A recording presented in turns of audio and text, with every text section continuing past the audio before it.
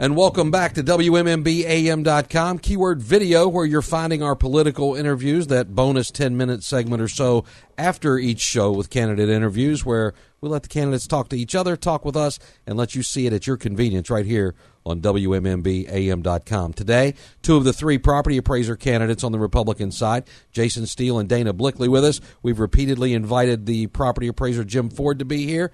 As is typical of him, he's not appearing. You make your own call on what that means.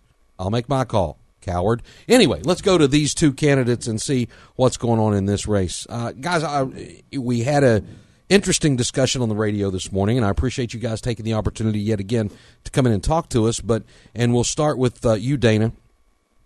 Let's talk about priorities for this office. What do you see the big changes are? What do they need to be in order for the property appraiser's office to function right under your leadership?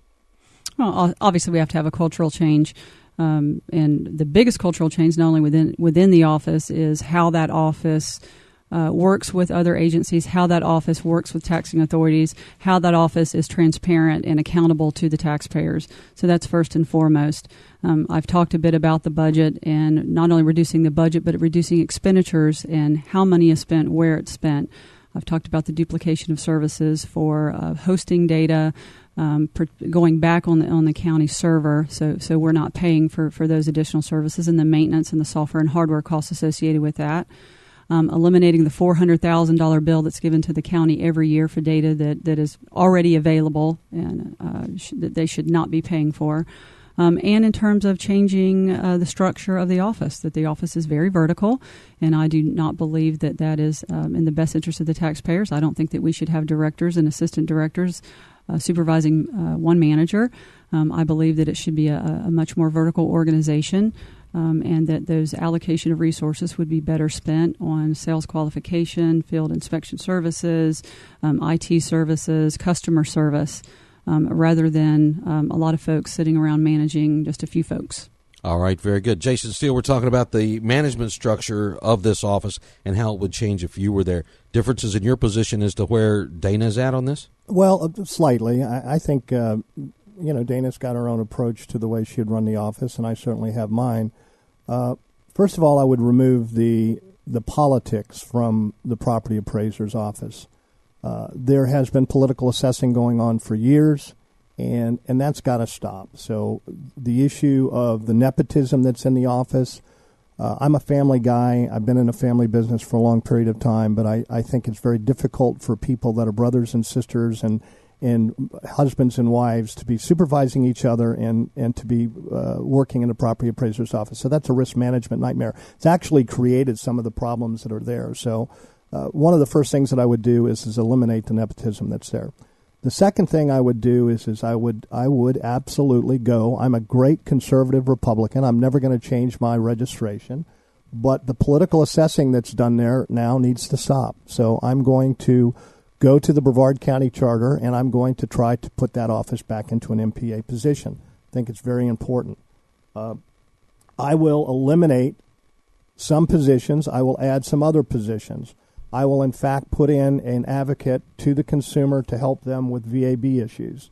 And I think that's very important because the property appraiser, once he gives an assessment, if it's inaccurate or incorrect, the issue needs to be determined, and an advocate needs to be appointed.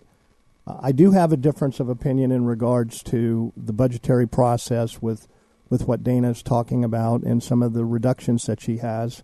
One of the things I know she wants to do is have personal inspections of the home and to add money to the budget to go to people's houses, and I find that unacceptable. I don't think we need to do that. I think I'd go to a chief of staff method of operation. I will certainly be on the job, and I'm not going to be an absentee property appraiser. I'll reduce my salary, and I'll ask everybody to do the same. All right. Dana, some differences there between you and Jason as far as operation of the office. And he said you wanted to add to the budget as far as inspecting homes personally. Give me your response to that, please. That's incorrect. That's his inability to tell the truth. Never, ever, ever have I said that the budget needs to be increased for field inspection services. What I've said is the law says that properties have to be inspected, and that can be done using physical inspections. That can be done using aerial photography. That can be done in a multitude of ways. The problem is it's not being done. So as I canvassed over 20,000 homes, I can tell you that people were paying for screen porches that blew away 4 years ago, that people were paying for swimming pools that they filled in 3 years ago.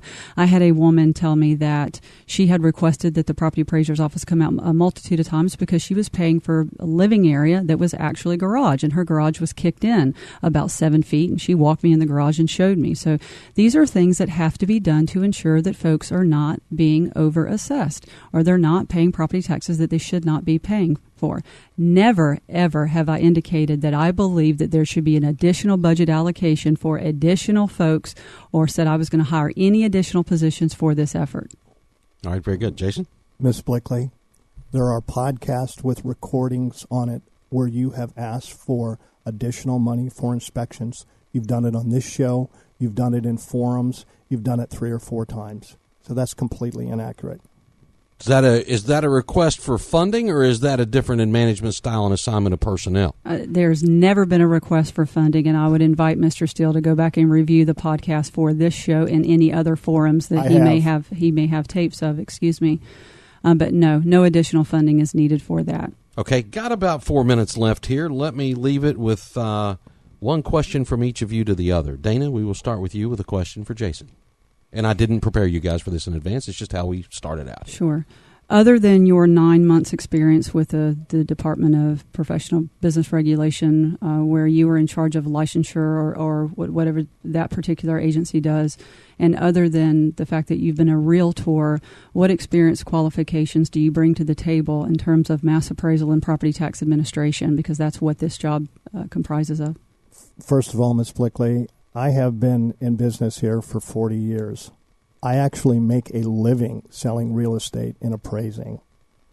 I have more experience than you by far in regards to these areas.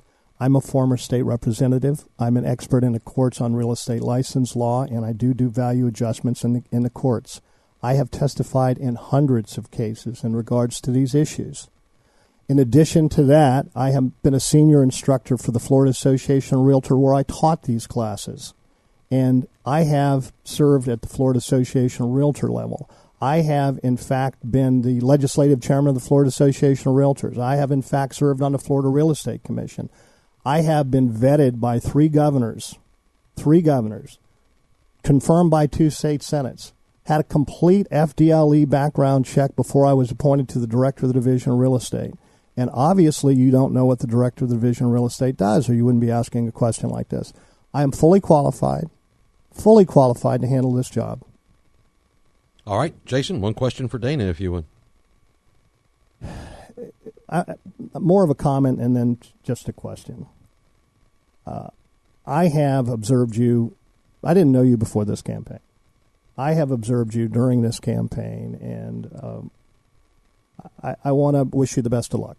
I think that you are a very bright lady. There's some things that are differences between us, and I apologize for those. I hope and pray that if you're elected, you will have my full 100% support if you're the nominee. I will immediately contribute to your campaign. I will walk door to door for you. My question to you, Ms. Blickley, is what happens if Jim Ford wins? Will you, in fact, support him?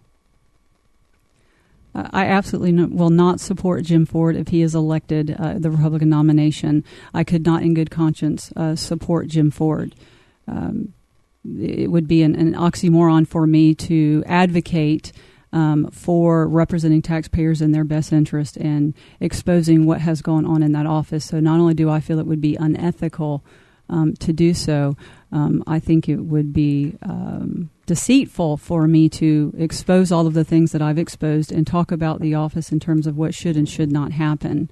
So obviously by your reaction, you're going to support Jim Ford if he's the Republican nomination, and you will do so with my amazement.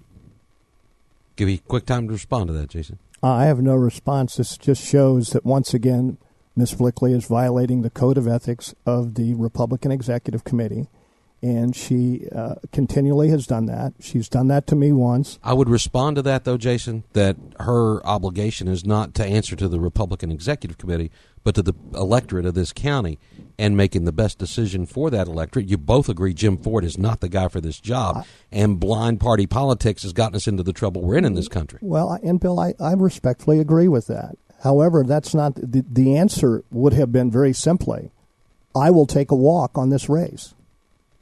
Okay? I am not going to support Jim. In essence, she said that. The question was, would I support Jim Ford? And the answer to that is no, I would actively not support Jim Ford. I apologize.